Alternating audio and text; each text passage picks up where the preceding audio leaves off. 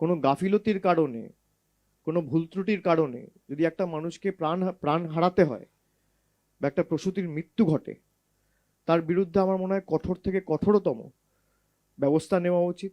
সে যে রাজনৈতিক দলের হোক, যে বর্গের হোক, যে ধর্মের হোক, যে জাতির হোক, একজন দোষী দোষী, একজন অপরাধী অপরাধী। মানুষের জীবন সবকিছুর থেকে বড়, যা নিয়ে কোনো গাফিলতি বরদাস্ত হবে না। মেদিনীপুর হাসপাতালে প্রসূতি মৃত্যুর ঘটনায় দোষীদের দৃষ্টান্তমূলক সাজার দাবি অভিষেক বন্দ্যোপাধ্যায়ের। গত শুক্রবার মেদিনীপুর হাসপাতালে সন্তান জন্মের পর অসুস্থ হয়ে পড়েন 5 প্রসূতি। মৃত্যু হয় একজনের, বাকিরা এখনো আশঙ্কাজনক। ঘটনায় স্যালাইনের বিরূপ প্রতিক্রিয়া ছাড়াও চিকিৎসায় গাফিলতির তত্ত্ব উঠে এসেছে। ইতিমধ্যেই এই ঘটনায় সিআইডি তদন্তের নির্দেশ দিয়েছে রাজ্য। বুধবার ডায়মন্ড হারবারে নিজের সংসদীয় কেন্দ্রে আয়োজিত সেবাশ্রয় ক্যাম্প পরিদর্শনে এসে সেই বিষয়ে বক্তব্য রাখেন তৃণমূল সাংসদ অভিষেক বন্দ্যোপাধ্যায়। কারোর যদি কোনো গাফিলতি থাকে, আমার মনে হয় কঠোর থেকে কঠোরতম ব্যবস্থা নেওয়া উচিত। মানুষের প্রাণের বা জীবনের থেকে মূল্যবান এই পৃথিবীতে আর কিছু নেই। একটা মানুষের জীবন, প্রাণ মানে আমাদের কাছে মণিমুক্তের মতো হওয়া উচিত।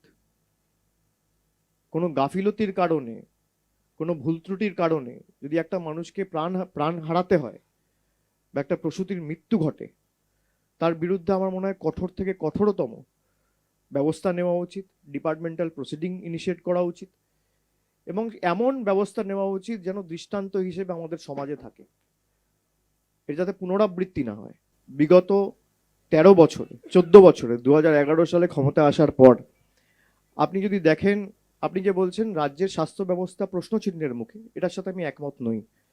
কটা মেডিকেল কলেজ হয়েছে, কটা সুপার স্পেশালিটি হাসপাতাল হয়েছে, বিনামূল্যে চিকিৎসা হচ্ছে, স্বাস্থ্যসাথী কার্ড হয়েছে, এবং এই যে Swasthya Sathi card, no questions asked, কেন্দ্র সরকারের যে প্রকল্প আয়ুষ্মান ভারত, যেখানে একাধিক শর্ত রয়েছে।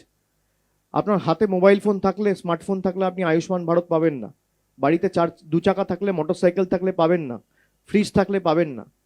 আমরা স্বাস্থ্যসাথী কার্ড সবাইকে দিয়েছি, জাতি দলমত বর্গ বর্ণ ধর্ম নির্বিশেষে। কোথাও একটা ঘটনা ঘটলে সেটা অত্যন্ত দুঃখজনক। রাজ্য সরকার তার তরফ থেকে অবস্থান স্পষ্ট করেছে, তদন্ত কমিটি গঠন করা হয়েছে এবং তদন্ত চলছে। যদি কারোর গাফিলতি এখানে পাওয়া যায়, তার বিরুদ্ধে কঠোর থেকে কঠোরতম ব্যবস্থা নেওয়া হবে এবং আমরা এগুলো আগেও করেছি। দলমত নির্বিশেষে প্রশাসন ব্যবস্থা নিয়েছে।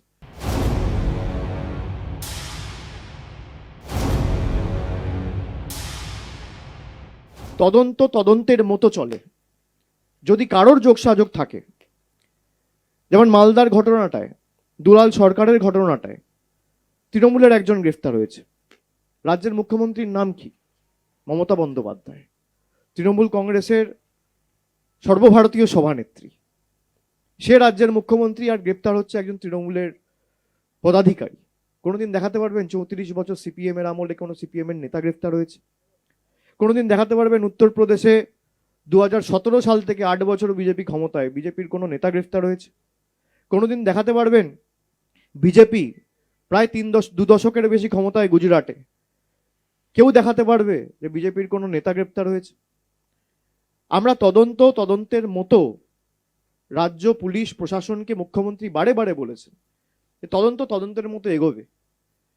যদি কেউ কোনো রকম ভুল করে, কোনো রকম কোনো অপরাধের সাথে যুক্ত থাকে, সে যে রাজনৈতিক দলের হোক, যে বর্গের হোক, যে ধর্মের হোক, যে জাতির হোক, একজন দোষী, একজন অপরাধী অপরাধী। অপরাধীর কোনো জাত হয় না, অপরাধীর কোনো ধর্ম হয় না, কোনো রাজনৈতিক দল হয় না।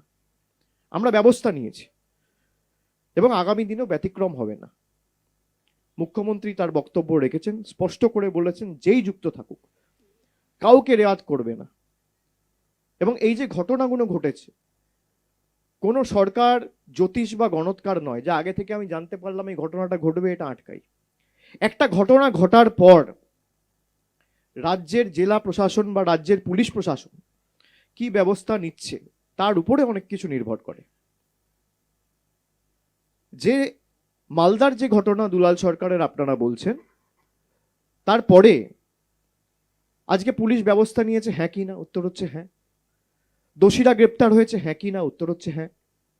আপনারা আরজি কর দিয়েই বিচার করুন। যেই সঞ্জয় রায়কে 24 ঘন্টার মধ্যে কলকাতা পুলিশ গ্রেপ্তার করেছিল, সেই কেস সলভ করতে সিবিআইয়ের 5 মাস লেগেছে। 5 মাস। যেটা 24 ঘন্টায় কলকাতা পুলিশ করেছিল, সেটা সিবিআইয়ের 5 মাস লেগেছে। কেন? এই প্রশ্নও তো আপনাদের করা উচিত। ডাউনলোড করুন এই সময় অ্যাপ iOS ও অ্যান্ড্রয়েডের জন্য।